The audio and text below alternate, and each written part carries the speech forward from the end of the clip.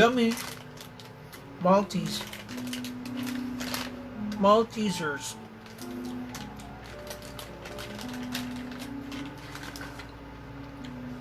Okay.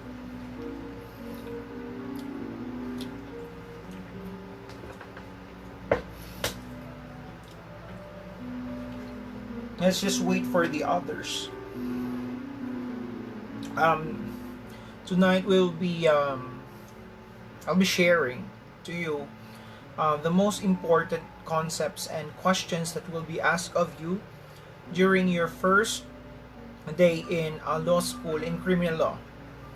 Criminal law is one of the most overwhelming, sarap talaga, overwhelming subjects. Why?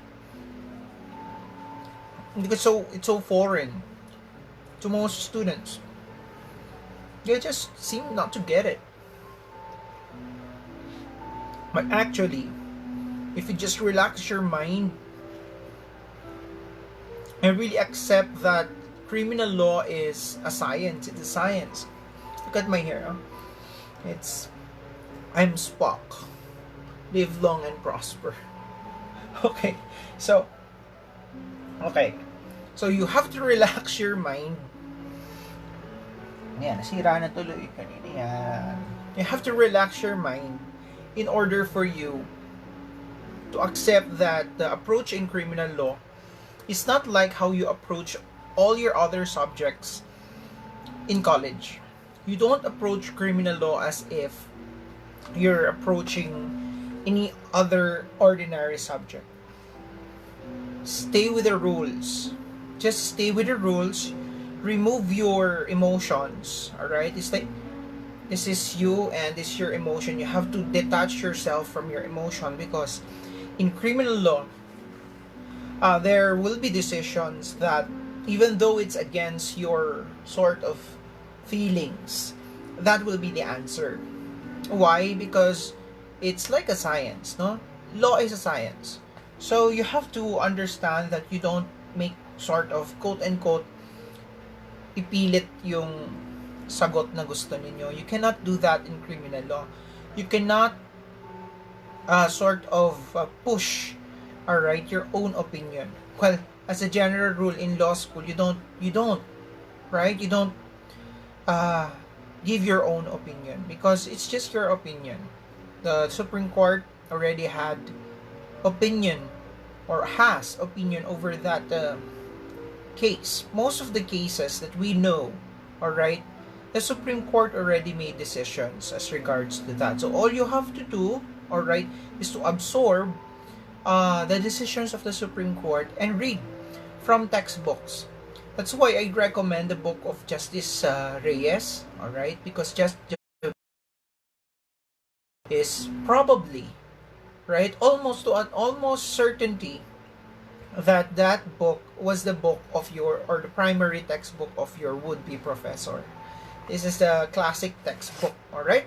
So, let's start, no? Pero ayusin ko muna yung buhok ko kasi ang cute-cute. Alright. So, let's start, no? What is criminal law? This is also for my review, no? For my review, but as I told you, criminal law is that subject that wala lang, pumapasok lang ako like that. Alright. What is criminal law? Meron ba kayong revised penal code? Kung meron kayong revised penal code, kunin ninyo so that you can sort of relate to what I'm. This is just few of the concepts. Ang nagpapatagal kasi sa classes ng criminal law is when the student had a hard time or is having a hard time expressing himself or herself. But actually, it's very short, no? It's very short. Criminal law is very short. Ano nagpapatagal sa criminal law? Yung recitations, yung pag-iisip ng estudyante, recall, it's like the bulk of the class, alright, goes to that, right? Okay, so, Mr. Spock, Star Trek, pero mas more on Will Wheaton. I don't know who Will Wheaton is, but let's start. Alright, criminal law is a branch or division of law which defines crime, treats their nature, and provides for their punishment. So you can see that, what's this? Anyway, I'll just go on. Alright, so it's that branch or division of law. Remember that we have law as a general, and law in our jurisdiction has 8 main divisions, alright? But when you hear the word division, kasi it's as if they don't coexist, alright? They don't go together. They do. It's just that there are 8 major, alright? Sort of aspects or major aspects of law in our jurisdiction, and those are, you have your labor law, you have your remedial law, you have your civil law, you have your commercial law, right? And you have the criminal law, and you also have the ethics, all right? You have your political law, all right? So 8, these are 8 which is represented by the 8 bar examinations, sets of bar examinations, all right? So in the bar examination, that is one month. This is the only examination that lasts, all right, for 1 month, all right? It's said to be the bar examination is said to be the most difficult examination in the known universe, especially in the Philippines, because the bar examination lasts for 4 weeks. So for each week, there are 2 subjects have to take the examination. So yun nga, yung 8 divisions of law. Criminal law is just one of those. And arguably, criminal law is one of the most difficult, quote-unquote, subject. Alright, so it says here that it defines crimes, alright? Later, I will discuss to you what's the importance. Why there is a declaration or definition of a crime. Alright, it treats their nature and provides for their punishment. Alright, so now, what if a certain act is not penalized? Ito na doon na tayo sa definition. Tatanungin sa'yo ng professor. So, if that is the case, one act, it's so abhorrent, alright, but there is no law that punishes it. Is it a crime? So, many students will say, because of justice and fairness, it should be a crime. The answer is no. The student will be wrong if he or she answers that way. Alright? If the student, alright, answers that way, the his answer would definitely be wrong, because we have the principle that if a crime is not, alright, defined under the statute, alright, kung walang batas, right, there is no crime. Alright, so, what is the Latin term for that? That is nullum crimen, nulla pena sine lege.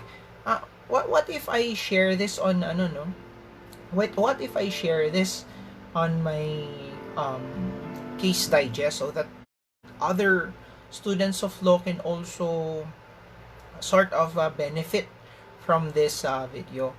Just wait, I'll just share it. Anyway, we've just started, and I'll try to make it very quick, so that maybe part 1 lang to, and then we'll find another time for the part 2.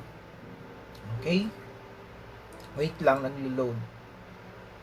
Wait lang kayo dyan.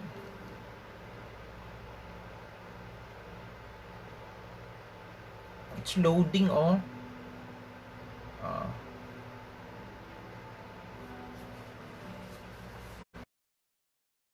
Pinas sinilagay. There is no crime when there is no law that punishes it. Meaning to say, kahit gaano ka-abhorrent yung crime na iyan, or yung act na iyan, if there is no law that punishes it, then there is no crime. Alright? So, now, paano yun? Will the perpetrator be sort of free? For liberty, yes, because there is no crime, right, that punishes it. But will he not be civilly liable? He can be civilly liable. It will fall under civil law, torts. All right, tort is a violation of it's a legal wrong. All right, it's a violation of one's right under the law. So pwede pa rin pumasok sa torts yon, pero hindi na sa krimen. Tandaan nyo yun, ha? So, if you're asked, sasabihin sa'yo, Mr. Angelo. Alright, so, does this mean that the victim would have no recourse under the law whatsoever? And then the student will ask, I will answer,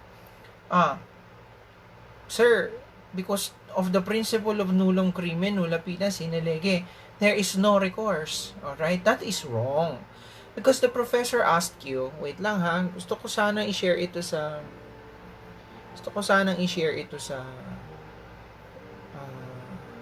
paano ko ba i-share ito? Or kasi ang alam ko mag-live lang eh. Wait ha.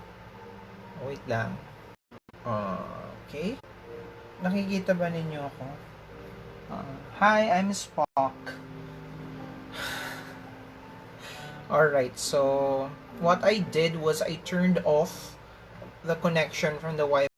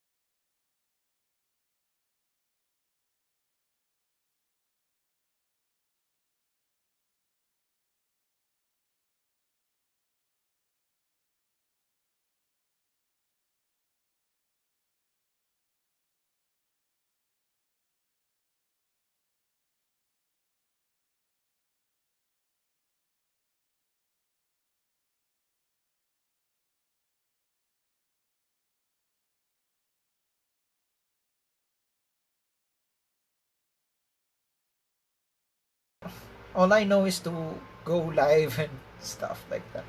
So, I really don't know the strategies here, whatever. So, it was advised from what I've read that it is good to wait for some 5 to 10 minutes before a person who does FB live does the main discussion, right? So that to give time to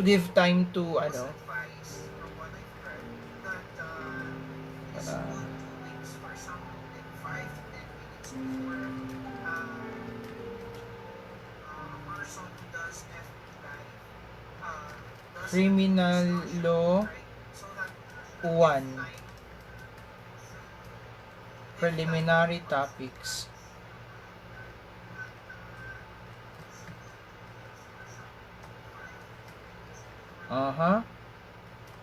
D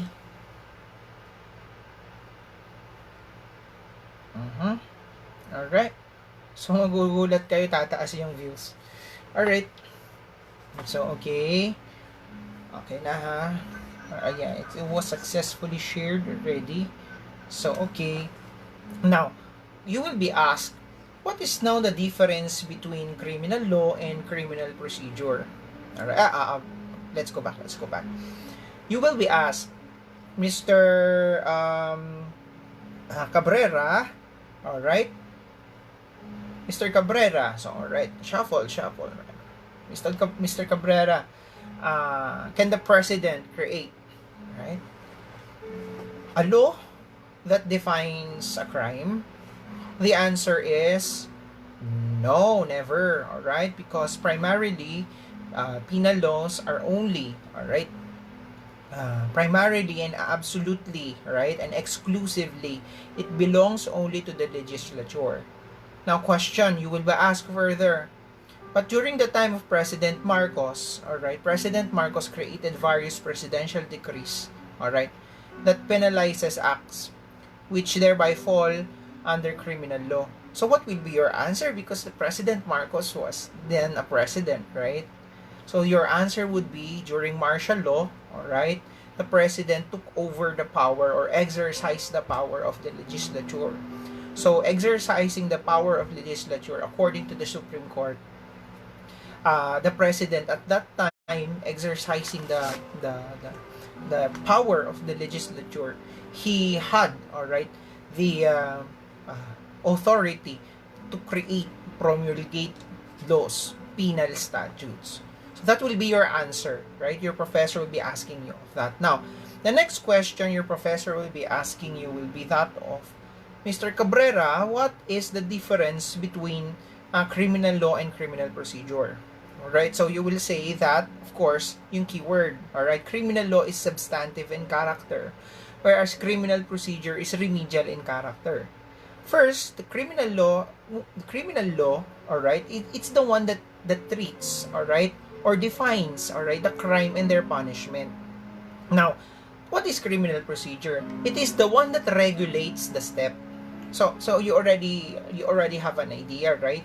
So our first keyword would be that of criminal law, right? Is the substance, the substantive aspect, whereas criminal procedure would be that of the one that regulates the step in order for the prosecution, all right, apprehension and conviction of the accused. So as you can see, I always give this as an like an example to my mentees, especially those who are yung mga first year, I always tell them it's like criminal law is the food, all right, and criminal procedure is how you sort of slice the food, how you prepare the food, right, in order for you to consume it. So you get the idea, right, that criminal law, right, is the main thing, all right, and then the procedure for you to prepare the food, to eat the food, all right, is criminal procedure. So it's like you also put that what do you call that? You also put that analogy in when you're asked to differentiate between the substantive law and but you don't say that, right? You don't say that it's the food and then the remedial law is how you sort of eat the food. No, it's not. It's just for your brain to sort of grasp the concept. All right, the criminal law is a substantive in character. It is the one that defines the crime, that treats it, and provides for its punishment. Whereas criminal procedure it's remedial in character, and it regulates, all right, the steps from apprehension, from the prosecution, and up to the conviction of the accused. All right, so that is the difference of criminal law and criminal procedure. All right, now we have the three characteristics of criminal law. Criminal law, you must understand that it is general, alright, pangkalahatan, alright, it applies to everybody here in the Philippines as a general rule.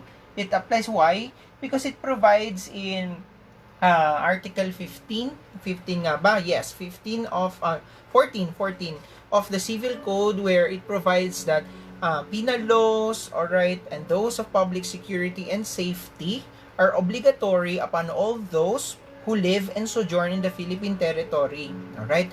But only subject to what? Subject only to the stipulations of treaties, alright? And the principles of international law. Doon na tayo papasok mamaya yung mga exempted, yung mga merong immunity sa criminal prosecution or jurisdiction of the Philippines. Alright? So now, we have to understand naman, when you say crime, what comes in mind? Alright, you will be asked, Mr. Ligo, right? You will be asked, Mr. Ligo, what is a crime? Alright, can you differentiate crime, felony, and offense? Alright, so if you're asked like that, those are loaded questions. So, when you're asked of a loaded question, you answer uh, by section. Alright, you don't like answer in like one whole thing because you're asked first, what is a crime? Alright, so you have to first define what a crime is. Alright, and then you're asked naman to, itong buhok ko, para itong, alam mo, kulot kasi talaga ako. Ay, tinan niya ako. Alright. So, crime, alright, is an act or omission punishable by law. It's a general term. Right? So, when you say a crime, it is an act or an omission. What is an act? It's an active, it's an overt act. When I do something, when I get something that is not mine, that is an active act. Alright? It's an overt act. Alright? So, meaning that is the act that is mentioned there in the meaning. But what about omission? Omission is not doing a thing. Alright? The law requires you to do something but you're not doing it. Or you did not do it. If that is, alright, punished, but as a general rule, it's the act that is, if you're going to look at the cases, if you're going to look at the crimes, alright, defined under the law, most of them actually are punished, the overt acts are the ones that are punished. Very few are those that are punished by you doing nothing, alright, by you doing nothing. Maybe we will be discussing that on a deeper level, maybe as we go along with my review, which I am letting you join my review, alright? So, crime is a general term. It includes felony and offense, alright? Tandaan, felony and offense are crimes. They are crimes. But remember that when you hear the word felony, felony is crime punishable under the revised penal code. Meaning to say, when you say felony, lahat ng krimen na nasusulat sa revised penal code ay felony. Alright? Kapag sinabing offense, right, automatically, ang agad na nung papasok sa mind, what comes in mind already is what? Is, it's a crime punishable under special law. Tandaan nyo yan ha. What makes the difference? What makes the difference? Dito tayo papasok. As a general rule, ang felony, defined kasi yan sa Article 3 ng ating revised penal code. Alright? Dalawa ang uri ng felony. Una, lagi ninyong naririnig yung tinatawag na yung intentional acts. Alright? And then, yung pangalawa, yung culpa or yung pagkakamali, negligence. Alright? So, ang sabi sa Article 3, it's an act and omission punishable by law. These are felonies, alright? Felonies are committed not only by means of deceit or dolo, alright? Ito yung mga intention, ito may malice. May malice, may intent, alright?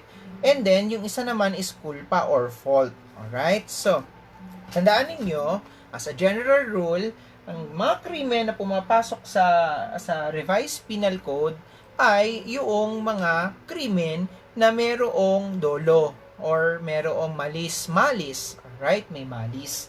Okay. Now, bakit naman hinihiwalay ang tawag doon sa offense? Ang offense kasi ay tinatawag na mala prohibita. Mala prohibita as a general rule, hindi naman, meron din kasing special law na when the special law specifically provides that that person, alright, must intentionally do something, then you have to consider intent. Alright? Intent. As a general rule, alright, in special laws, alright, yung mga hindi pumapasok sa revised penal code, the act of just doing it, even though hindi mo siyang sinasadya, basta ginawa mo yan, krimen na yon. Those are offenses under special laws. Pero ang felony, kahit na ginawa mo iyan, ngunit wala naman siyang intent na gawin iyan, ay mapapawalang sala doon sa krimen na iyon, ang tao na iyon. So, did you get it? Alright, tandaan ninyo, ang krimen na napapasok sa revised penal code, or as a general rule, alright, are called, these are crimes malainse. Evil. It's evil by itself. But, yung special law, yung mga naririnig ng specialist, say for example, ano ba yung mga special law na yan? Narinig nyo na ba yung sinabing wag kayong yung PM is the key? Alright? PM is the key. Kasi bawal ang batas na pag nagtitinda ka, hindi mo dinidisplay yung presyo ng iyong paninda. Alright? So, doon pa lang sa pag hindi mo pag-display ng presyo, alright, vina-violate mo na yung Price Regulatory Act yata ito. So, I think I made sort of an essay about it. So, by the act of you not, alright, doing what is asked of you, alright, or for you to display the price, alright, wala akong pakialam kung sinadya mo yan o hindi. Basta ang sinabi ng batas, ilagay mo yung presyo dyan. So, pwede ka nang makasuhan. Alright? Yung mga special law. Say, for example, sa intellectual property laws. Hindi ko naman po, ganito, ganyan. The fact na nagtitinda ka ng counterfeit goods. Alright? Pwede kang makasuhan. So, hindi ko naman po sinasadya Right? So, dito, sa Revised Penal Code, kailangan may intention. Right? So, nakita nyo na pagkakaiba. Crime, as a general concept, is a general umbrella term which includes felony and offense. Alright? Felony falls under the Revised Penal Code, and offenses are those that fall under what? Special laws. Now, you sometimes hear infractions. Oh, Mr. What's this? Aggravante? What is infraction? Alright, so you will be asked of that. So, ikaw na, ano kaya yun? Wala sa Reyes yun. Wala yata sa Reyes yun. Nakaibuwado yun. Alright? Infractions are violations of ordinances. So, alright, you already know the difference, ha? Let's recap. First, crime is a general term. Crime includes, alright, as a rule, it includes felony, it includes offenses, and also includes infractions. Alright? So, what are the differences? First, felony falls under the Revised Penal Code. Second, offense falls under special laws. And infractions are those that fall under the violations of ordinances. O, yung sinasabi ng mga ordinansya dyan, huwag kayong gagamit ng straw dito, ha? Pag gumamit kayo ng straw dito, meron kayong multa. Those are infractions. Alright? Okay, that is according to Boado, the Book of Boado 2018. Alright, so, now, tatanungin ka, alright? The next question is, what are the theories of criminal law? Right? So, very easy na to. Siguro skip na natin. But anyway, let's do it very quickly. Alright, the theories of criminal law include classical theory, alright? And then you have your positivist, eclectic, and utilitarian. Ano ba itong na to? General na lang.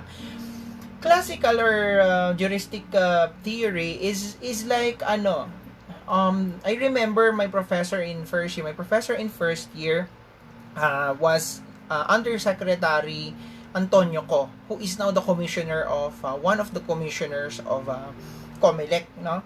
He gave an example para ito yung panahon ni Moses, right? An eye for an eye, a tooth for a tooth. So this is your crimen and this is the penalty. All right? So just in order for your brain, no, to sort of grasp the basic idea. It's simple, all right? It's just that a person is a moral creature with absolute free will, right? He knows what he is doing, and then if he's guilty of the mind, so if he has that, sinadya niya yung pagkakamali niya, dapat naman siyang paparusahan. Alright? And then you have the positivist theory. This one is criminal liability is like a sum total, alright, of the social and economic phenomena of which the offense is expressed, no? A man sometimes is subdued daw, occasionally by strange and morbid phenomena. So, para bang inuunawa niya yung tao. Alright? So, the purpose of classical theory is actually for punishment. Now, the other one, the purpose of positivist theory, kaya nga positive, is reformation. Is to reform the person. Kasi nga sayang daw ang human value. Alright. And you have the eclectic theory or the mixed theory. It's a combination of the features of the two. Alright. So, so you will be asked na, what do we adhere to here in the Philippines? So, Alin ba tayo dito sa Pilipinas? Imaginein mo. Ha? Imaginein mo alin tayo dito. We lean towards the classical theory. Right? Yung positivist theory, pumapasok yan sa states yan. Yung mga social scientists daw, right? They determine yung parusa doon sa krimen na nagawa niya based on the circumstances of that person. He might be subdued with this and that. But then, it is submitted that we adhere to the eclectic or mixed theory. Bakit? Meron tayong mitigating circumstances, meron tayong aggravating circumstances, and once na naparusahan na yung tao, may sentensya na siya, meron tayong tinatawag na indeterminate sentence law. We also have the, what do you call this? Yung good conduct. Right? So, if the person is reformed, umiiksi yung kanyang parusa. And then we have the fourth one na wala rin sa Reyes. Alright? But this is a case of Vergara versus People. This is the utilitarian theory which provides that the primary function of punishment is to protect the society. Look at the difference. Alright, the difference is that yung classical theory kanina is that crime and punishment. That's classic, right? Nagkamali ka, dapa, pak, parusa, right? So, for you to get it. Now, yung positivist theory, ay baka naman kasi nasubdue lang siya ng circumstances niya, right? That is the positivist theory. Yung eclectic theory, combination, alright? This is you have a crime, we will punish you, alright? But at the same time, we are going to somehow save you or redeem you, alright? So, we adhere to the eclectic theory, but we lean on towards the classical theory here in the Philippines, alright? Okay, so, now, the fourth one is the utilitarian theory, which I think, alright, is just like a combination of the entire, right? The very essence of protective theory is that the primary function of the punishment is to protect the society from those who will do harm. Alright? So, nakita nyo na yon, alright? So, usually 3 lang yan eh. Kay Reyes talaga 3 yan. But other sources 4. So, ilagay nyo na rin, alright? So, para, okay to right? That's the utilitarian theory, the fourth, alright? Theories of criminal law. So, what are the sources of criminal law, Mr. Justin Francisco Helba? Alright, so you will be saying that the primary sources of criminal law are as follows, no? Siyempre, sinabi na natin kanina, the revised penal code, alright, and then the special laws passed by the Congress. May also include those ordinances, yun nga, infraction, because these are also criminal in nature, kasi may kulong din ang pag-violate ng ordinance, alright? Pero hindi ganun kahaba. Alright. Now, what is the basis of criminal law? Tatanungin kang ganyan. Kaya kung bakit ang mga criminal law professor ganyan magsalita. What is the basis of a criminal law? Alright, so you will be the basis of criminal law is actually police power. Alright, so when you go to constitutional law, you will be taught that the state has 3 great powers, right? The power of taxation, right? The police power, right? And the power of eminent domain. These are the 3 awesome powers of the state. But the most awesome, alright, of this power is police power, alright? It can override anything so long as it is reasonable to the circumstances and it serves the common good, alright? So, police power is the basis for... Okay talaga ng buhok ko. So, police power is the basis for... I'm Spock, by the way. Live long and prosper. Okay, so, now, tandaan nyo yan, ha? Tandaan nyo yan. The theories, these are the 3 theories. Dinagdagan yan yung Vergara case. Alright? So, classical, positivist, eclectic, and utilitarian. And then, the sources of criminal law, ha? Recap ito. We have the revised penal code, you have the special laws, and you may also include the ordinances. Alright? But what is the basis of police power? The basis of police power, the criminal law is police power. Again, what is the basis of criminal law? The basis of criminal law is police power. Alright? Now, you will be asked, ito talagang tinatanong to, first day ito, Miss Imperial, alright, what is an ex post facto law? Alright, so now you will ask, ano yun? Latin yun, right? So, ex post facto law, tandaan nyo lang, ex post facto. Ex, yung post, when you say post, nangyari na. Facto means fact. The fact already happened. Ex means, right, former. So, by context clues alone, if you studied Latin, I studied Latin kasi. I studied Latin. I have my ito pampatulog ko Latin.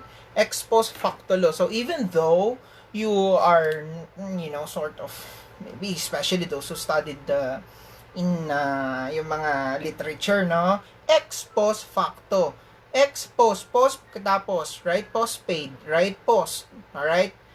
Ex post facto law. 'Di ba yung postpaid? Ano yung postpaid? Gamitin muna niya sa kabayad. Facto is fact. Ex post facto, yung fact nangyari na. Alright, what is an ex post facto law? The one that makes criminal an act which was not criminal at the time it was done. For example, bawal let's say, isip kayo ng krimen. Let's say for example, sige, yun na lang, BP22. Baka hindi kayo makarelate. Isip pa tayo. Alright, this one. Bawal magpalaro ng aso.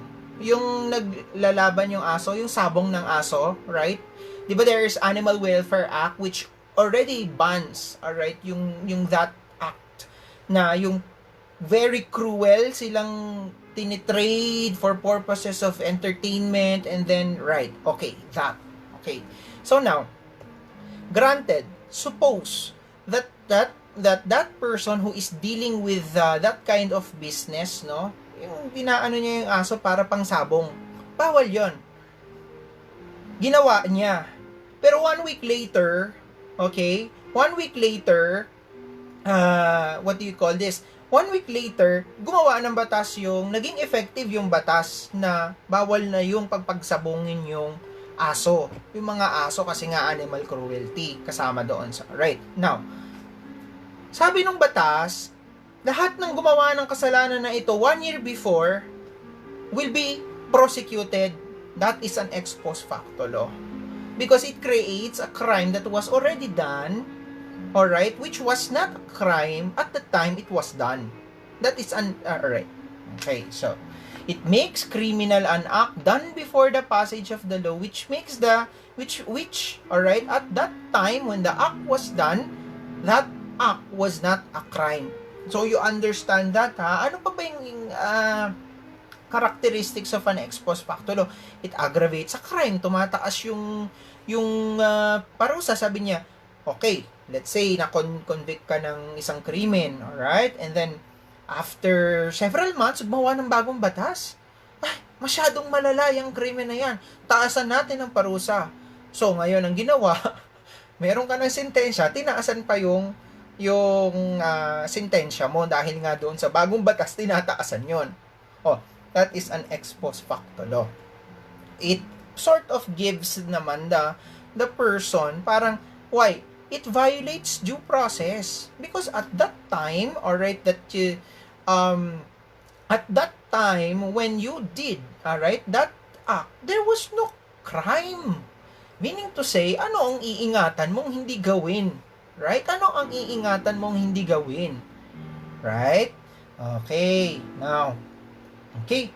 So, that's some of the characteristic of ex post facto law. But you will already get the idea na parang unfair naman ito. It's unfair. Why would someone punish me for an act at during that time that I did this act, it was not a crime. So, anong iiwasan ko? Right? So, yun yung itatak nyo sa isip nyo when it is ex post facto law. Alright? Okay. So, now, what is a bill of attainder, Mr. Aldrin Maristella? Alright, so, a bill of attainder is a legislative act that inflicts punishment without judicial trial. Ito yung outright guilty ka na. Or in effect, para ka nang na-guilty. That is a bill of attainder. Bawal yan, ha? Bawal yan. Bawal yan. Yung ex post facto law, bawal yan. Yung bill of attainder, bawal yan. Bakit? Parehas yan na violate yung due process. Because under the Constitution, di ba, Article 3, it provides that no person shall be deprived of life, liberty, and property without due process of law. What is being deprived of you in criminal law? You may be deprived of course, your life noong meron pang reclusion, death penalty. Pwede kang yun nga mawala yung kalayaan mo, alright, pwede rin mawala yung property mo kasi nga pag na-confiscate yung property mo, mawawala yun. Pero hindi dapat ganoon. Ang dapat na kahit ganoon pa man, kailangan ay match ito, alright? It is passed through, alright? The screen of due process. Right? So it must undergo the crucible, crucible of due process. Right? So this thing, tatanungin ka, Mr. Jason Babatuan, what is the constitutional provision that is violated when the Congress creates an ex post facto law and a bill of attainder? O the due process clause, Your Honor. Kung judge yung prof mo, no? Alright, so I don't know why most professors in criminal law speak that way. Alright, so okay. Now, the characteristics of criminal law. The characteristics of criminal law are, tatlo yan, general, territorial, and prospective. Mamaya yung prospective, i-discuss na natin yung prospective kasi nga, bawal nga umatras yung batas. Bawal umatras yung parusa. Ay, ngayon pala, sandali lang. Ako si Spock. Alright. So, ngayon guys, ano ang exception sa ex post facto law? What is the exception in the application of an ex post facto law? Alright. The exception is if the new criminal law, alright, lessens the burden upon the person. So, say for example, gumawa sila ng batas. Dati, ang illegal possession of firearms is, let's say, suppose that it's 20 years. Gumawa sila ng bagong batas. Ang bagong batas, ang kulong na lamang, and let's say, 10 years. Alright? So, ngayon, nagsiserve ka na ng iyong parusa, sentensya. 11 years ka nang nakakulong. Pero gumawa sila ng bagong batas. 10 years na lang. O, di pwede ka nang lumaya kasi favorable sa iyo iyon. Alright? So, doon papasok yung if that law, alright, what do you call it? If that law, right, is favorable to you, then, of course, hindi natin po, so, Your Honor, that is an expose. Right? That is, why? It changes the punishment, Your Honor. It changes nga the punishment, pero it makes the punishment lesser. Kasi ang ex post facto law, as a definition, or not definition, as one of its characteristics is that it increases, alright? So actually, you would often hear that question in criminal law, which says that what is the exception to the... Actually, I submit na hindi siya dapat tawaging exception. hindi siya exception kasi nga ang definition niya is the opposite, right? It's the opposite. But anyway, if you're asked of that, then you discuss that if it's favorable to the accused, and then Your Honor, the law that changes the penalty is favorable to the accused, then that accused may benefit therefrom. But then, if it increases the penalty after the person had already been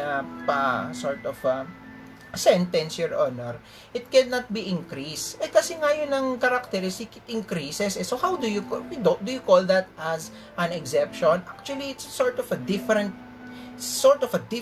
species of animal altogether, right? But at any rate, if you're asked of that, the answer is if it's favorable. That's the classic answer. Okay?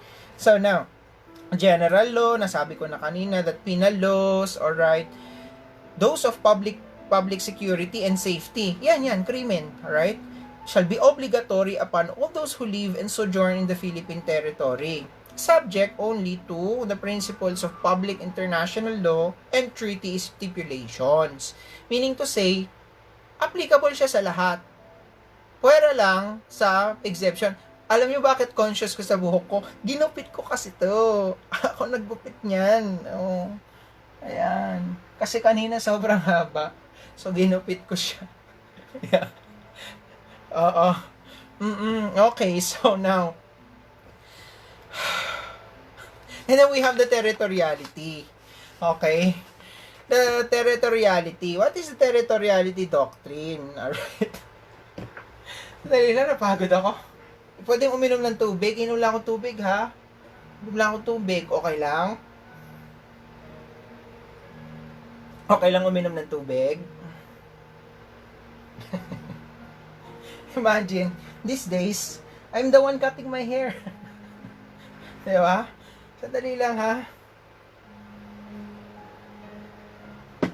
Alam nyo, if you're taking notes, ay, don't record this, ha? Don't record. Also, those who are watching through Case Digest, I will be taking down the video from Case Digest. But the video will remain in my page. Alright? The video will remain in my page. But I will take it down from Case Digest.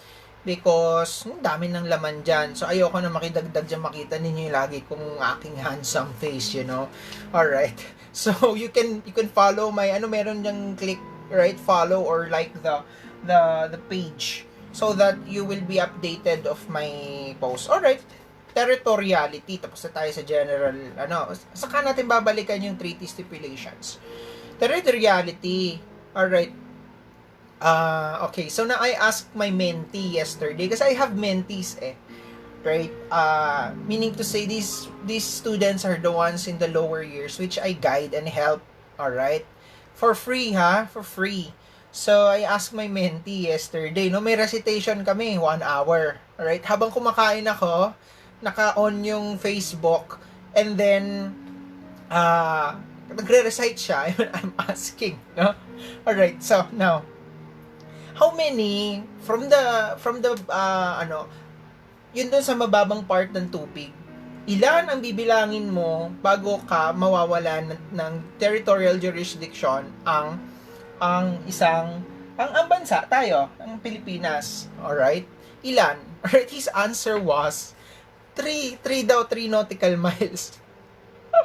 That is the old rule. That is the cannon shot rule. Tinanong ko, what is the cannon shot rule? So you will be asked, I just don't know why the professor... You will remember me when you enter law school. And then you will hear your professor speaking like this. What is the territoriality rule? What is the cannon shot rule? Alright, so, cannon shot rule. Kasi noong unang panahon, alright, ang nadarat na ng kanyon is 3 miles. Yung malakas na kanyon, maximum. That is why, ang rule noon, so long as you can protect your territory, alright, doon yung sakop ng iyong criminal jurisdiction. So, 3 miles. Alright? 3 miles. Now, hindi na uso yun kasi nga, mga ballistic missiles na ang gamit ng maraming bansa. Pwede sa Pilipinas, ang gamit natin, Tirador. Okay. So, now, according to UNCLOS, it's already 12, 12 nautical miles. At tandaan nyo yan, 12 nautical miles na tayo, hindi na 3. Because, yung books na mababasa ninyo have old jurisprudence. It still says 3, but it's 12 already, no? Pursuant to the UNCLOS, United Nations Convention on the Law on the Seas. Alright. So, now you will be asked, what is the prospectivity rule of criminal law? Criminal law merely punishes crime committed after its effectivity. Sabi ko sa inyo kanina, babalikan natin. Kasi di ba kanina yung ex post facto law? So, ex post facto law is a violation of the prospectivity rule. And thereby, it's also a violation of what? Due process. Alright? Bakit? Paparusahan ka, hindi mo nga alam na krimen yun. Para bang, alam mo yung mga tao mahilig manumbat? Ikaw kasi, sabi mo, ayawan ko, bakit mo ko iniwan? Ganun. Bakit? Sinabi mo bang, tayo ba? Wala naman tayong kasunduan. Alright? So, bakit mo ko iniwan? Right? Siyempre, sasagot ako. Teka lang, may pinag-usapan ba tayo? Alright.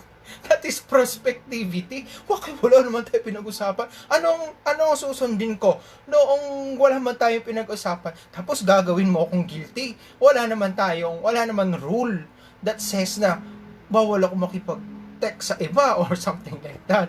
Alright? So that you just understand, no? By analogy, no? In real life. Alright? Okay.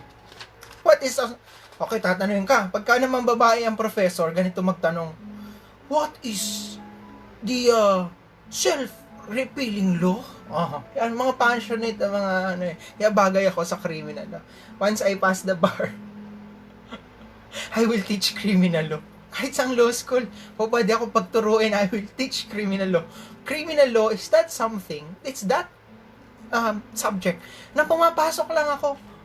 Alam niyo bang wala akong line of 7 from the very beginning up to criminal law review, and always my grade, it's always on the higher up of line of 8. Okay, why? Because criminal law is so fun, right? If you study like this, right, you're sort of prospectivity rule. Oh, bakit ka nagsiselos eh? Wala naman tayong pinagkasunduan tayo. Alright? So, buti sana kung tayo nagkasundo na tayo na, di bawal na ako makipag-chat, text sa strangers. Why? Dahil yung pagkakasundo natin na yun ay magiging perspective. Pero yung mga kasalanan ko, or yung mga ginawa ko nung nakaraan, hindi kasalanan yun kasi walang batas na nagbabawal. Nabawal yun. Okay? Okay. What is a self-repealing law? The professor would say. What is a self-repealing law? Self-repealing law is one where the law expires on its own terms and provisions. I ask my mentee, what is a self-repealing law? Can you provide? Alright. Wala siya maisip. So, the perfect example for this, you can tag your friends, so that they can get to see the video. And at any rate, I don't intend to remove this video from my page, but I will remove this video from Case Digest. Alright? Okay. So, why will I remove this from Case Digest? May mga reviewers kasi dyan na ayoko baka mamaya sa akin na lang makipag-review yung mga bata. Kasi this is part already, if you're following me, this is already part of my review. Alright? Ganito talaga ako mag-review, kinakausap ka sarili. Okay, now, an example. Can anybody provide me an example of a self-repealing law? Nobody knows? Bayanihan Act. Bayanihan Act is a self-repealing law. Diba? Nag-expire na siya. Kailan nag-expire ang Bayanihan Act? Bayanihan Act is criminal law in nature. Why? Kasi di ba merong fine at merong kulong ang parusa sa violation ng bayanihan law? Mag-aral kayo ng Latin. Ayan. Ano daw sa Latin ang mani? Alright. So, okay. Self-repealing law. Okay, very easy na yun, ha? Pag tinanong ka, tatanungin kayo dyan, panigurado, Miss Stephanie Villarosa Marcelo, you stand up. Give me an example of a self-repealing law. Self-repealing law is like the Bayanihan Act. And why? Because the law itself provides for its own expiration. Okay? Very easy, no? Okay. Now, what is the difference between an amendment, alright? Or, very easy na yun. Okay. So, when does retroactivity as an exception to the proactivity, alright, of criminal law take effect? So, we already discussed that when it is favorable to the accused or when it decriminalizes the act. So, let me give an example. Say, for example, those who were convicted of the crime of possession of illegal drugs, particularly marijuana, alright? So, nasentensyahan siya. Suppose that the Congress creates now a law that decriminalizes. Suppose that the Congress now created a law that decriminalizes that crime. Ang sentensya sa kanya, let's say Suppose na 7 years na siya nagsiserve ng sentence, dinicriminalize, what will you do? You will invoke the new law that decriminalizes the possession of marijuana. So, lalabas siya. Right? Mapapalaya siya. Now, dito tayo sa Latin maxims. We already said that there is no crime when the law punishes it not. Alright? Tandaan nyo yan. This is what you call nullum crimen nulla pena sine lege. Your professor will ask you, what is the Latin doctrine that provides that a law should be defining a crime before a person can be held liable therefore? Ang sagot dyan is what? Nullum crimen nulla pena sine lege. Alright? Tandaan nyo yan ha. Nullum crimen nulla pena sine lege. Nullum, wala. Null. Alright? Crimen is crime. Nulla, wala. Pena, punishment. Sine lege is the act. Alright? So that's how you understand Latin, no? Okay. Now, what is this theory that provides that a criminal, alright, cannot be a criminal unless his mind is criminal? The answer will be actus non facit reum nisi mensit rea. Okay, actus is act, non facit, fact. Reum, nisi mensit rea. Mens rea is the guilty mind.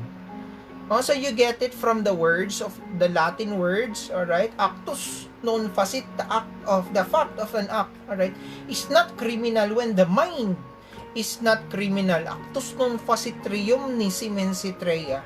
Alright? Pagod ako Okay. Okay.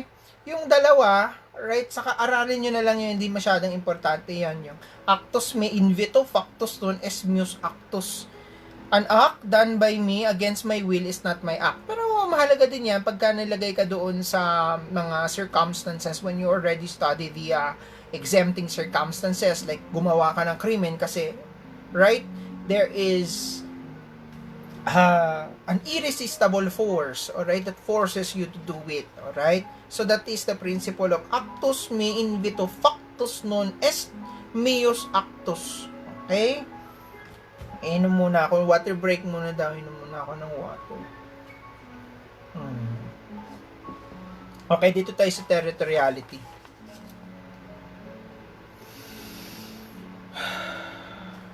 Okay. Now, this is a question you will be asked. Mr. Nico Magera, stand up. Okay, so you will be asked of a question. Pwede pa tayong mag-live dito together with another person? Is that possible? Like double screen like that? Anyway, anybody? Is that possible? Dami nanonood. Okay, anyway. So, pagod ako. As a general rule, we have the territoriality principle, meaning to say, we only have jurisdiction over the territory of the Philippines up to the 12, nautical miles. Alright. Tatanungin ka, what is after 12 nautical miles? What is the next? The next 12 or the 24? Alright. You will be saying that is the contiguous zone. As a general rule, we don't have jurisdiction there anymore. Alright? But we have jurisdiction there for violation of what? Yung mga sanitary law, immigration, customs, ayan, po pwede doon sa contiguous zone. Pero baligtad na. Ang general rule na wala na tayong criminal jurisdiction doon. Pero meron lamang doon sa violation ng mga sanitary laws, customs, fiscal matters, those things, ha? Pagod ako. Okay. So, now, siguro gagawin ko 1 hour lang to, so 15 minutes na lang, ha? Alright. Okay, now, I will ask, hey guys, I have, what do you call this? Just an idea. 15 minutes na lang pala yung battery ko eh. Well, anyway, this question was asked of us during our midterms in first year. Okay? Now, okay.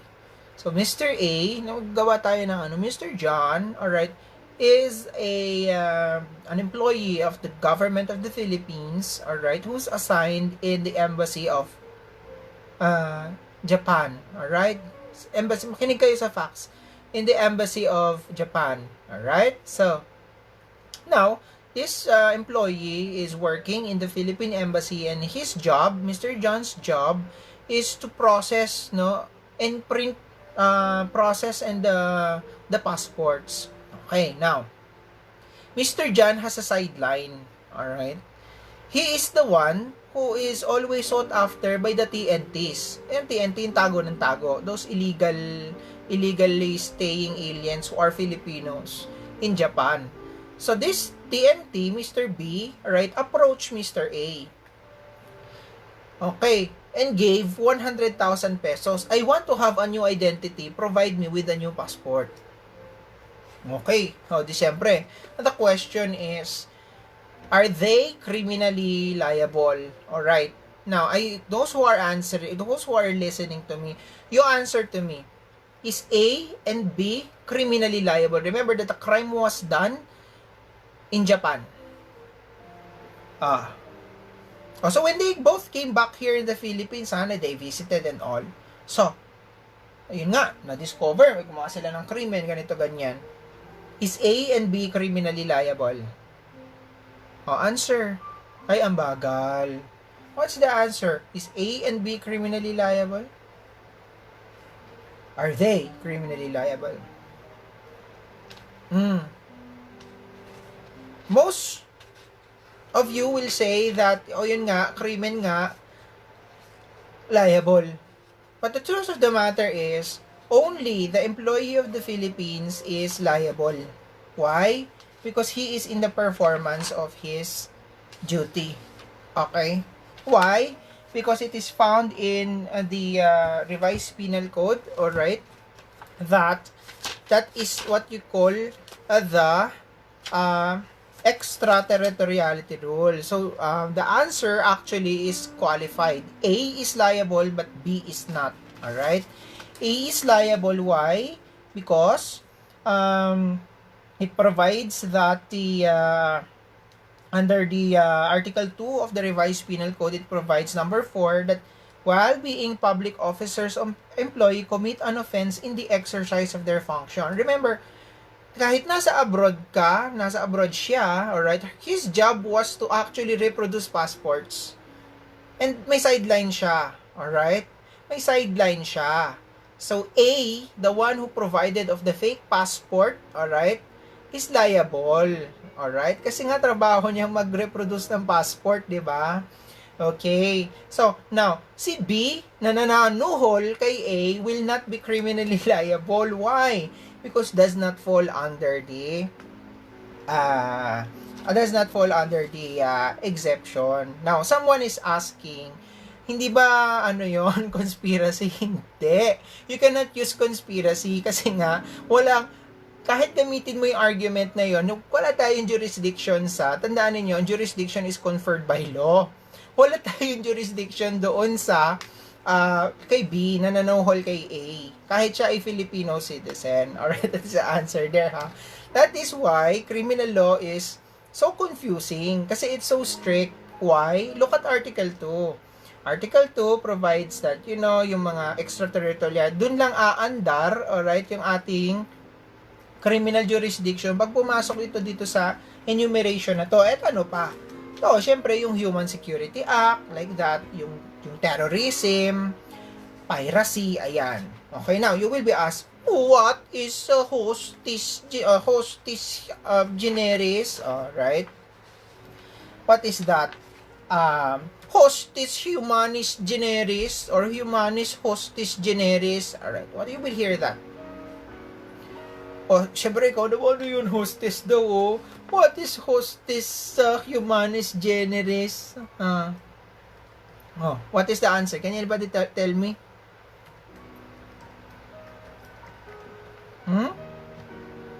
Nobody knows? Hostis humani generis. Nobody knows? It's a crime against humanity. Alright? The case of Lolo. Very old case of Lolo. Piracy is a crime against humanity. Meaning to say, kahit na nangganap ang piracy, alright, sa abroad, okay, at pumasok siya sa bansang Pilipinas, ay siya ay pwedeng ma-prosecute ng krimen na piracy dito sa Pilipinas. O, kahit saan siya pumunta sa mundo, because piracy is a crime against humanity. Remember, di ba? Those of you who've studied constitutional law and public international law, what does the Constitution provide? The Constitution provides that, the Constitution provides that the general principle of international law, di ba, shall form part, of the corpus of our, doon, nagutom ako, kain tayo, Maltese. Kaya nga lang ako sandali, ha. What is that case, ha? I want you to read that case, ha? Lolo. A very old case.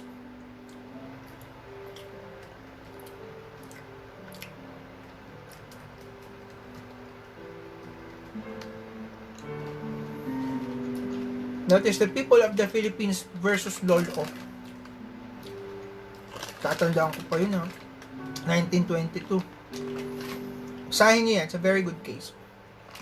You can even cite that. That case is citable. That case is very useful.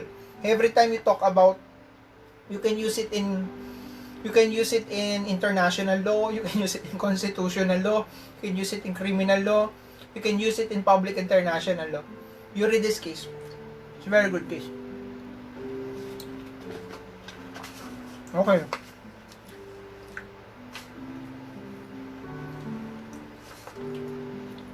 We have now the, Kaya nga lang ako, napagod talaga ako. Oh, he's my classmate, oh. My classmate is watching, oh. My former classmate. Okay. Now, hey. Oh, you will be asked, what is the English rule? And what is the clear number? 17958. People versus Lolo. 17958. Okay. Pagod talaga ako, oh. Woo! Okay. Okay. Or those who are, watching, as I told you already before, I will not be re-uploading this video in Case Digest. Kasi na yan overcrowded na dyan. So, this video will nevertheless be available on my Facebook page. So, you can join me on my review. What we have reviewed actually right now are the preliminary matters of criminal law. We've discussed the general principles of criminal law, the theories of criminal law, alright, like the characteristics, the generality, the territoriality, the prospectivity, alright, the theories, what is the definition of criminal law, what is the difference between felony, an offense, alright, and an infraction. Alright, we also studied the legal maxim, nullum crimen nulla pena sine lege, there is no crime. There is no crime when there is no law that punishes it, alright? So, and also I gave you an example of the application of the territoriality and extraterritoriality rule, which is a very, very good example. The person who is tasked to reproduce the passport, alright, in Japan, this was our examination in midterms, no? I got, I think, 98 that examination. But the final exam, I think I got the perfect grade kasi nga yung grade ko kinumpute ko. Alright. Well, at any rate, yun nga, second highest ako sa buong batch. We were like 20 plus sections at that time. Okay, mataas lang siya na 1 point sa akin. Okay, but anyway, let's go back. Alright? Yung example natin doon sa nagre-reproduce ng passport, why is that person criminally liable, and but the other person who bribed that employee whose job is to reproduce the passport there in Japan, yung TNT, right? Binagawan mo ako ng passport. Gusto ko ng bagong identity. O, ito 100,000. O, di sideline niya, ginawa niya ng bagong passport. Ang tanong sa amin, is A and B criminally liable? Most answer that yes, criminally liable, but actually, it's only A that is criminal because why? Article 2, paragraph 4 of the revised penal code provides those while public officials or employees who are in the exercise of their duty. Alright? So, itrabaho niya talaga mag-reproduce ng passport, right? So, gumawa siya ng krimen. Ngayon, paano yung isa? Hindi ba ang bribery, dalawa ang liable dyan? The person who is bribed and then the person who bribed, right? O, hindi magiging liable. Ang sagot doon, hindi magiging liable, criminally liable, yung nag-bribe sa kanya sa Japan. Kasi sa Japan nga, yung CITOS, yung territory, hindi applicable sa kanya kasi hindi siya pasok doon sa definition ng extraterritoriality exception under Article 2 of the revised penal code. Hindi rin naman papasok yun sa Human Security Act. And hindi rin naman hostis humani generis yun. Hindi rin naman crime against humanity yun. So, that is the reason why when you treat criminal law, you treat it as if you're doing like mathematics. You just weigh in the requisites and then just apply the requisites to the facts at hand in order for you to make no mistake. Alright? Okay. So, papasok na tayo sa felonies, pero pahinga muna ako. Magkikwento muna ako sa inyo para sanila ko what? Pwede ba ako uminom ng tubig? Okay lang? Okay lang ha?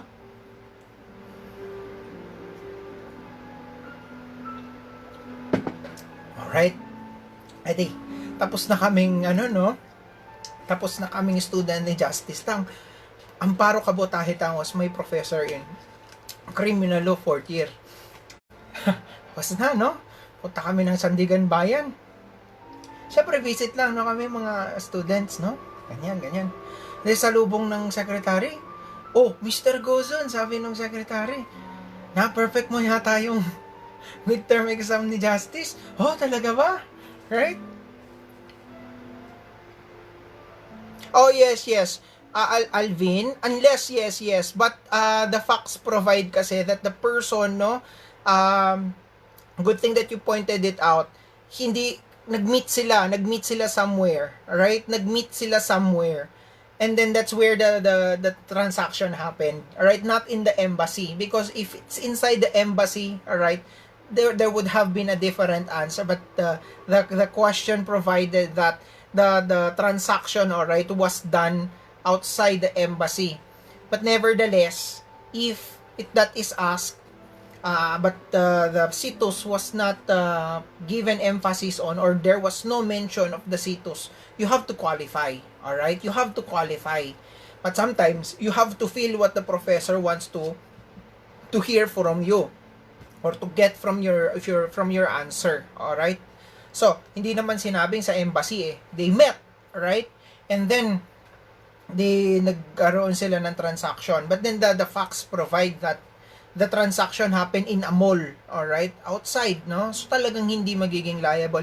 Kasi, right, if it happened inside the embassy, there would have been a different answer, alright? Because embassy under the principles of international law are extensions, alright, of the territory of the state by fiction of law, by fiction created by international law. Okay? Okay. At pasok din pala yung Anti-Trafficking Act, no? Of 2003.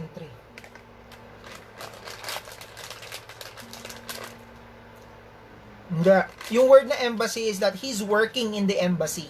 And his job in the embassy was to process and reproduce passports that have been lost, have been destroyed. Di ba may ganyan?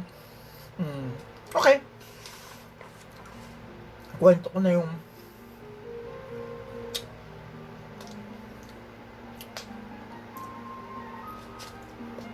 o, eto na nga. Oh, Mr. Gozon, you almost perfected, sabi nung secretary ni Justice. Yung midterm examination, pasok namin sa uh, the sala of the presiding justice. Oh, Mr. Gozon. So, kwento. And then, kalagitnaan ng kwento, no? So, yeah. I was checking the midterm examination. And there this one student, it's already more than half of the examination, wala pang mali. And so, I asked my secretary, sino ba to? They check, kasi our test papers, walang pangalan. Hindi mo makikita yung pangalan sa test papers namin. Student number lang. And then, ayun nga, she was informed that it's me. And then, syempre, no, her reaction was that, ito naririnig mo mga classmates ka nagpuntas doon sa Sandigan Bayan. Already sort of, parang na-feel na ni Justice na ako talaga yon. Kasi why? We were the only section handled by Justice Tang, no? The Honorable Justice Amparo Kabutahitang, the presiding justice of Sandigan Bayan. Alright, so, sobra na sa kalahati, wala pang mali. So, nagtaka na. Bakit hindi nagkakamali itong estudyante na to sa examination? Alright, so, it was my examination.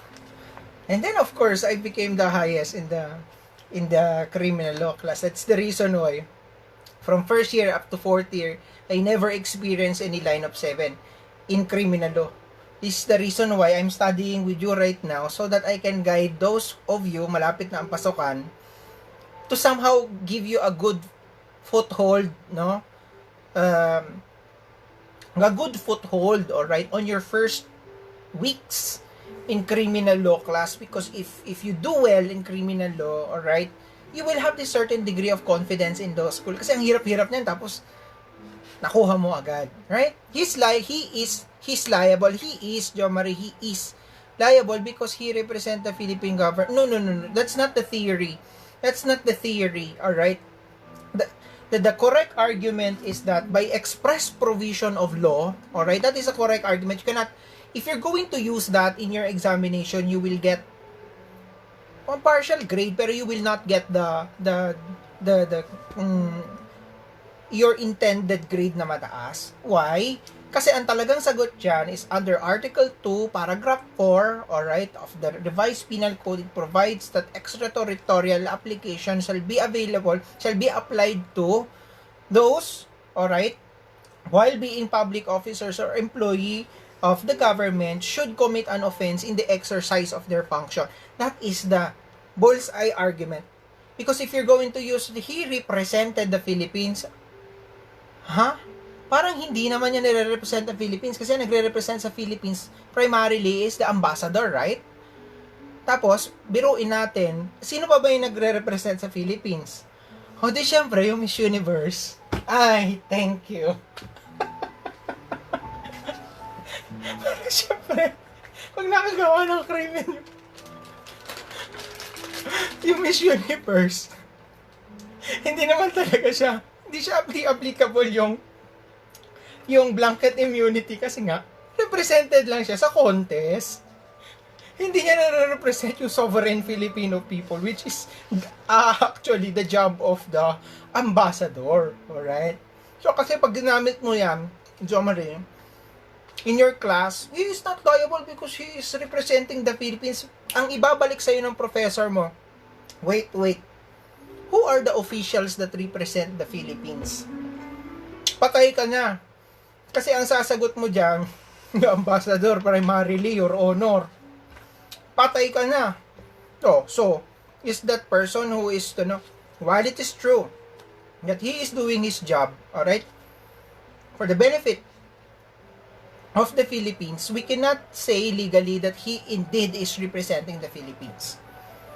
So, medyo, yun, hindi mo dapat gamiting argument iyon. So, did you see, guys, how strict the appreciation of each provision should be? Parang medyo tama, di ba? Parang inkling mo, medyo tama yun eh. Kasi kung nandoon siya, nagtatrabaho siya para sa gobyerno, in effect, parang nga niyang nire-represent ang Pilipinas. But, this is criminal law. Kahit nire-represente niya yung Pilipinas, kung wala naman siyang, kasi nagre-represent siya ng Pilipinas, o pwede naman maging representante ng Pilipinas ang isang, let's say, a lawyer of the government who's tasked to make studies abroad, short studies abroad, representing also the Philippines, but then he is not thereby, right? Hindi applicable yun. So, hindi mo pwedeng gamiting argument iyon. Ang magiging argument na po pwede mong gawin is that that person in the exercise of his performance of duty as what? Someone to represent this and that office, alright, of the Philippines who went there abroad representing, alright, the office, alright, a governmental office, did a crime, right, in the performance of his duty. Yun ang correct argument mo. Kasi pag ginamit mong argument yung representative of the Philippines, hindi uubra yun. Kasi hindi yun yung pinaparusahan exactly ng batas. So, kailangan pinpoint mo yung Article 2, Paragraph 4, whereby those public officials and employees, alright, committed a crime in the performance, no, of their duty. Okay? So, yung Miss Universe, baka mamaya akala ninyo, hindi included yung Miss Universe. So, you will be asked, mga professor talaga. Alam nyo, many of you are watching right now just for, refreshing. Bakit kaya mga criminal law professor ganito magsalita? What is the requisite?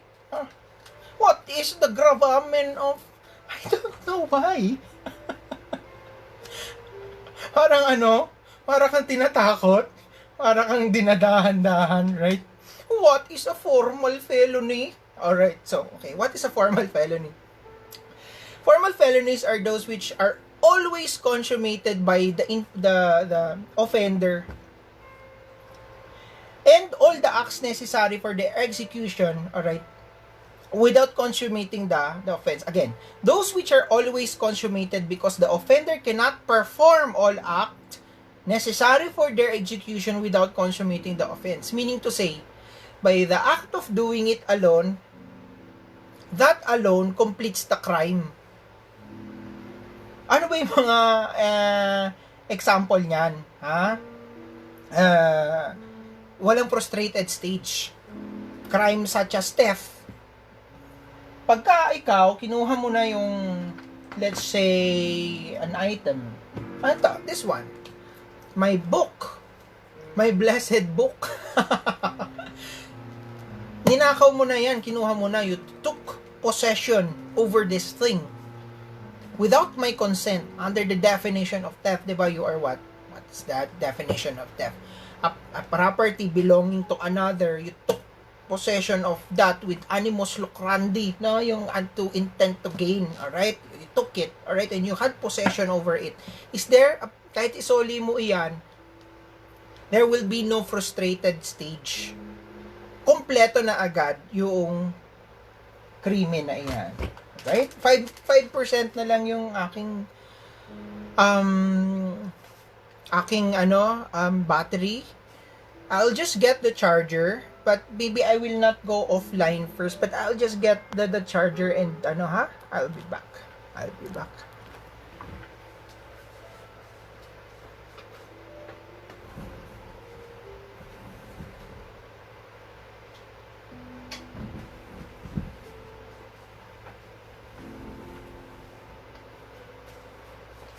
And I'm back. Alright, so which one should...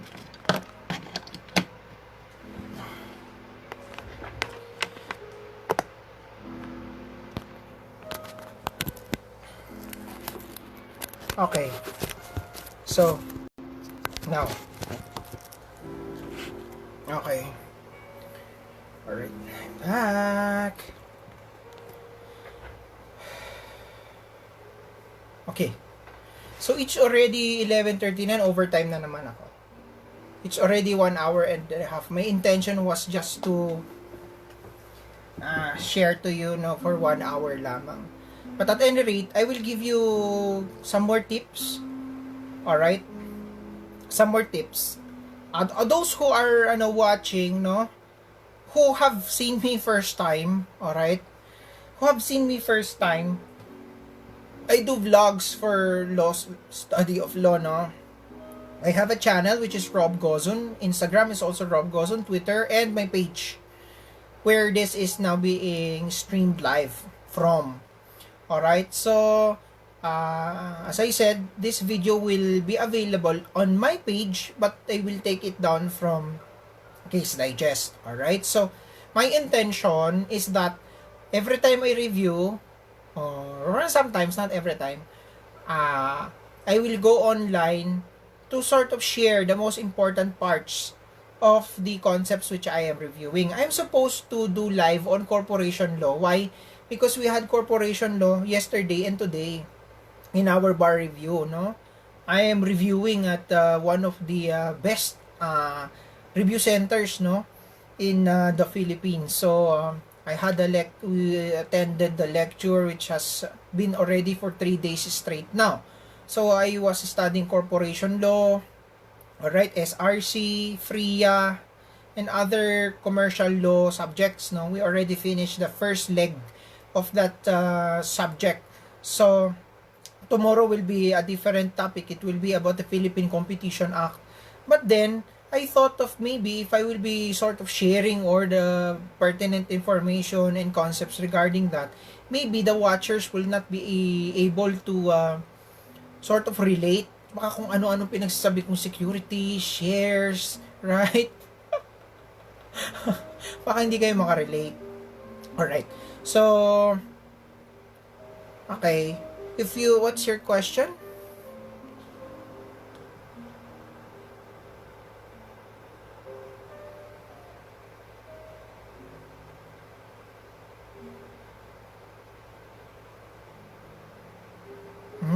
I don't understand your question. What review center? Legal Edge Review Center. All right. That's where I am studying for the bar. All right. Okay. And not to sound boastful, no? Hindi ako nakabahan sa bar.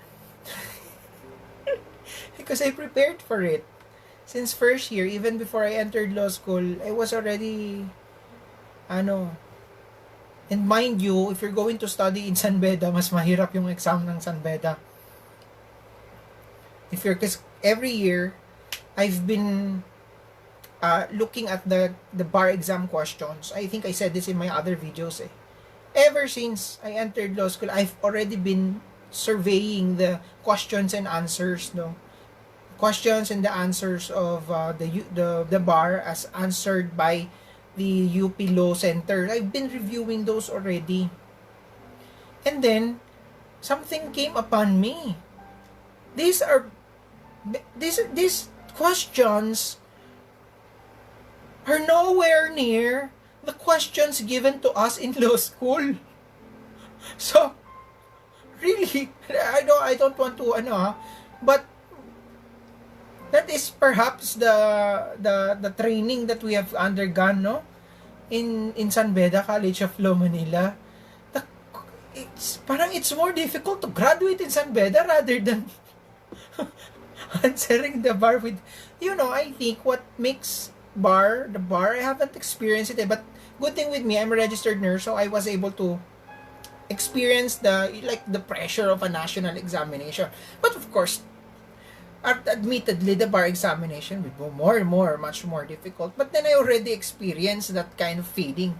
So many people kasi it's their first time really to sort of take the examination, which is a national qualifying examination. And there is a basic thread among qualifying examinations. Entry-level questions are asked. Wala naman tinatanong dyan sa bar na yung parang sobrang hirap. But in San Beda, imagine mo, I realize, I experienced this, ha? Walang yabang ito, ha? Criminal law too. Ang facts were 4 pages. Harap likod. 1, 2, 3, 4. 4 pages. 4 pages ang facts. And then there were questions. From those 4 pages, facts. And nandoon yung 20 questions. And we have to answer that in just 2 hours. The bar examination is 20 items. You have to answer that in 4 hours in the bar. Matinsan beda, you have to answer 20 item questions, even longer, questions even longer than the bar for 2 hours. Right? Ako, na-observe ko lang to. Kasi nga, hobby ko na tinitignan yung bar exam questions and I answer them. And then I compare my answers to the answers of the UP Law Center. And they're answerable. So long as, of course, natapos mo yung the entire program or nag-aral ka namang talaga. Right? So, pwede pa naman yung iba, pwede pa naman tayo maghabol. Kasi what is lucky, right now, we're blessed that ang haba ng preparation time natin. Imagine, as early as now, I've already been attending the bar exam review.